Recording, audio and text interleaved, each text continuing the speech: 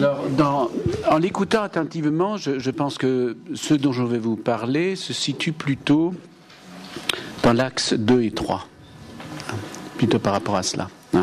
Moins dans l'axe 1, mais en écoutant attentivement, l'axe 1 m'a évoqué une idée, et je voudrais commencer par cette idée.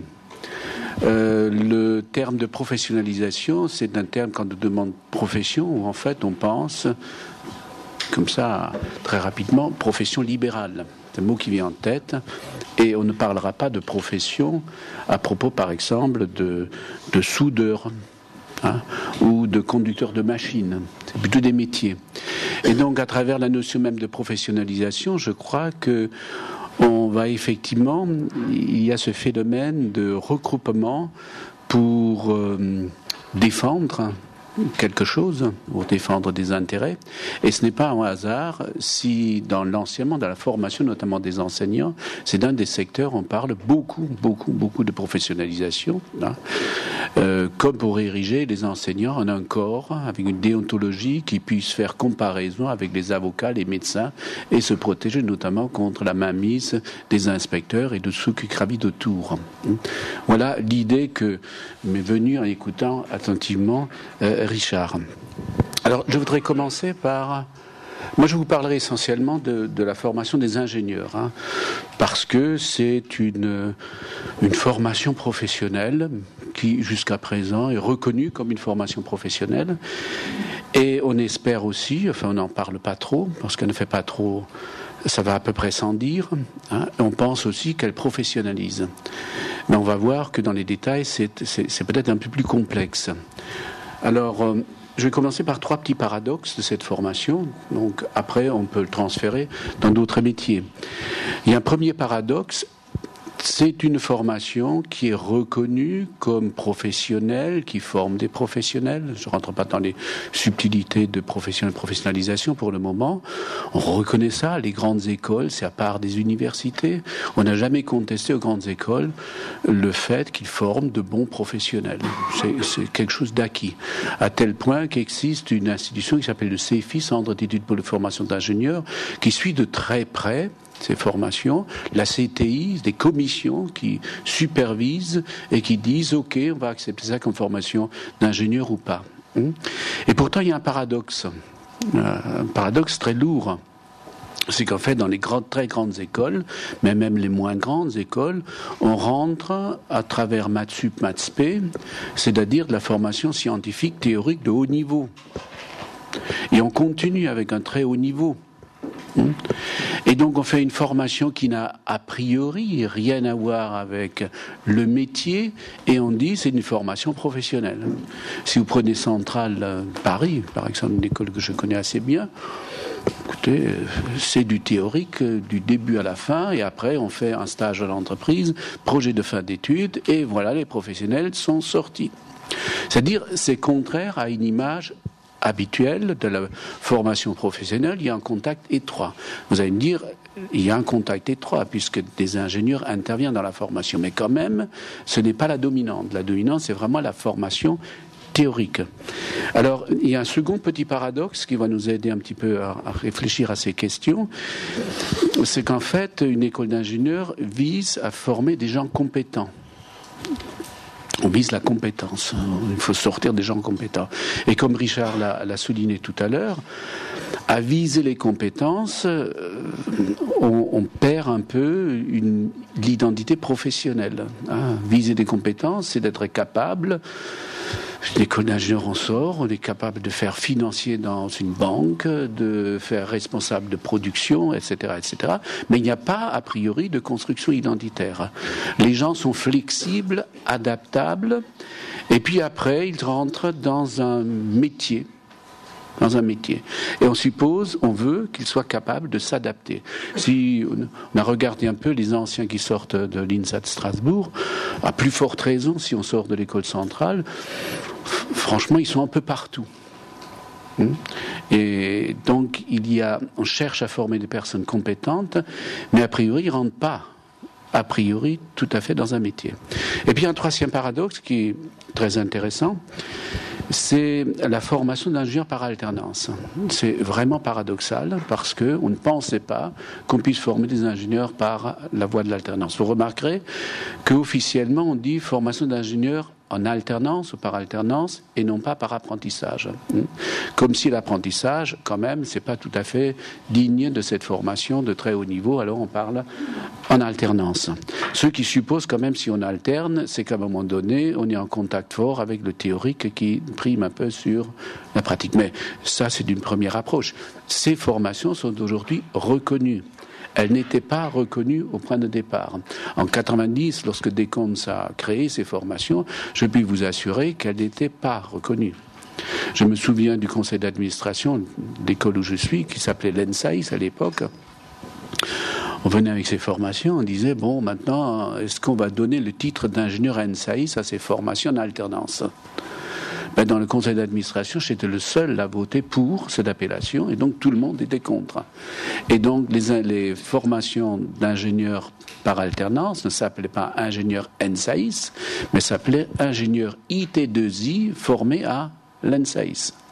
En 2008, le dernier passage de la CTI, où il y avait toujours formation ingénieur IT2I formé à l'INSA, la CTI, commission de titre d'ingénieur, dit écoutez, il faut savoir.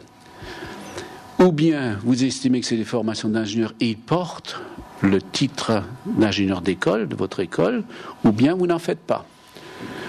Pour mieux comprendre ça, c'est pas le mot ingénieur qui est labellisé, c'est l'ingénieur d'une école qui est labellisé. Et donc, c'est l'école qui attribue le titre d'ingénieur de son école à des formations. Donc depuis, ça s'appelle maintenant, il n'y a pas quelqu'un qui est formé en formation d'alternance ou formation classique, on ne le voit pas, ce sont des ingénieurs INSA. Et on peut rajouter après, si on le souhaite, en partenariat avec, etc. Alors ça, c'est pour démarrer. Alors, donc je vais me concentrer un petit peu maintenant de façon plus forte sur ce qui se passe dans une institution, dans un lieu institutionnel, où, en quelque sorte, on est censé former des professionnels. Et je pense où il y a un processus de professionnalisation, où nous verrons après ce qu'on peut mettre, enfin ce que j'essaye de mettre derrière ce terme, et comment, à travers, dans cet espace très particulier, avec des traditions très particulières, on sort des gens qui, finalement, tiennent quand même à peu près la rampe. Alors, le premier élément, ça je dis des choses très banales, on va progressivement affiner. Quand même, le gros de la formation dans une école d'ingénieur, c'est des formations théoriques ou des formations d'intelligibilité pour comprendre les phénomènes. Alors, c'est un peu de tout, c'est pas seulement scientifique.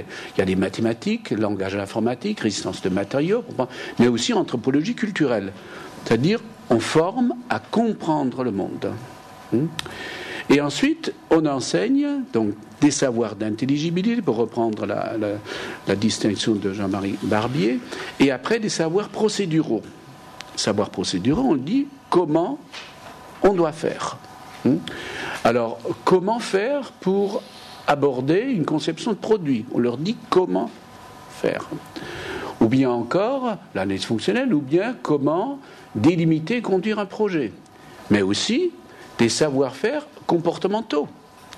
Dans certaines écoles, vous avez du management interculturel où on dit, écoutez, si vous travaillez en Chine, voilà comment il faut saluer les gens. Vous ne les avez pas encore salués, mais au moins vous avez dit comment il faut les saluer. Et vous n'avez pas tout de suite collé une accolade. Parce que là, le contrat, là, il aura quelques difficultés. On leur dit comment il faut faire. Ça, c'est un premier registre qui est très très important. Il y a donc véritablement des savoirs d'intelligibilité qui sont enseignés. Après, vous avez des savoirs pratiques. Qui sont comme, tout n'est pas simplement théorique. Et dans les savoirs pratiques, vous avez l'utilisation d'outils. Les gens sortent, ils savent utiliser certains outils, comme par exemple des logiciels de CAO, où ils savent calculer et dimensionner des poutres. C'est des choses pratiques qu'ils savent faire. Ils savent aussi travailler en équipe. Parce que l'essentiel de la pédagogie par projet. Et dans certains cas, ils ont une évaluation par groupe. Ils savent travailler en équipe. Ils savent travailler avec des gens d'une autre formation technique, puisque nous avons des projets interdisciplinaires. Un mécanicien sait travailler chez nous avec un électronicien. Un génie civil sait travailler avec un architecte. C'est pas évident.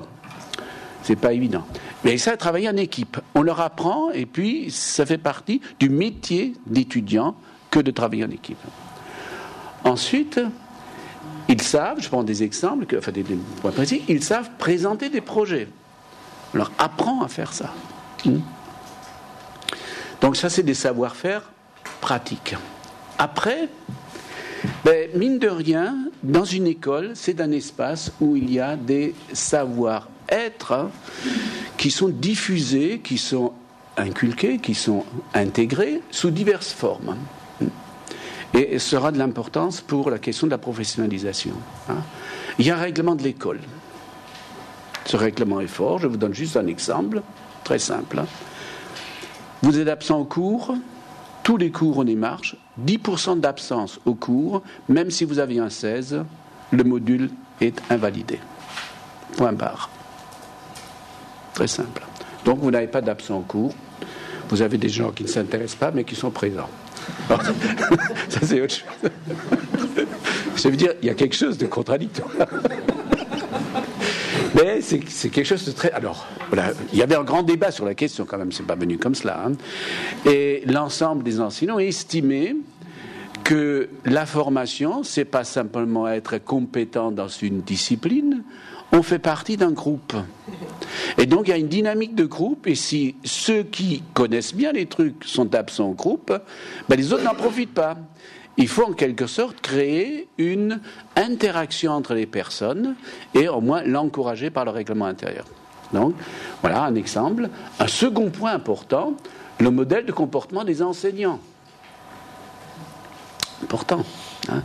Il doit se comporter d'une certaine façon, il ne peut pas s'autoriser à faire n'importe quoi. Vous avez des professionnels qui interviennent, donc on voit ce qu'est un ingénieur, on voit aussi ce qu'est un architecte. Et puis après, vous avez d'autres éléments qui sont des réflexions. Si vous reprenez le schéma qu'a présenté Richard tout à l'heure, il y a des rapports de stage qui sont en fait des réflexions sur une expérience. Et cette réflexion sur l'expérience est corrigée en tenant compte de la capacité à être critique de ceux qu'on en a vécu en entreprise. Donc, tout cet ensemble fait que l'on va sortir des gens dont on espère qu'ils sont des professionnels. Alors, il y a un pari, c'est une école, et après, on peut voir un petit peu comment cela peut se régler. Il y a un pari, c'est qu'on contrôle et on évalue des acquis qui sont vraiment en termes de connaissances, pour l'essentiel. Ça, c'est d'évaluer des connaissances théoriques, des savoirs comment faire. Et puis, il y a une intégration. Je vais raconter des anecdotes pour montrer qu'on ne peut pas faire n'importe quoi dans une école. Je me souviens d'un étudiant dernière année qui avait un tempérament un peu... qu'on estimait un peu indigne de ce que devrait être un comportement d'un ingénieur. Et un matin, en rentrant, il y avait la femme de ménage qui l'avait par terre, et c'était mouillé, et cet étudiant a marché exprès dans l'espace mouillé. La personne qui a fait le ménage lui a fait la remarque que quand même, c'est pas très sympathique de marcher là, justement, où elle avait lavé. Il s'est retourné, et il a donné un coup de pied dans le seau, et il a renversé le seau. Il a été éjecté de l'école. Ça n'a fait de pli pour personne. Pourtant, il était en dernière année. C'est-à-dire, il y a une exigence forte, un certain type. Alors évidemment, vous pouvez imaginer que ce n'était pas évident. Il est allé intégrer une autre école par la suite, mais il a été éjecté de l'école. Donc il y a un pari de formation professionnelle contre l'évaluation des acquis, mais aussi une certaine intégration dans une culture.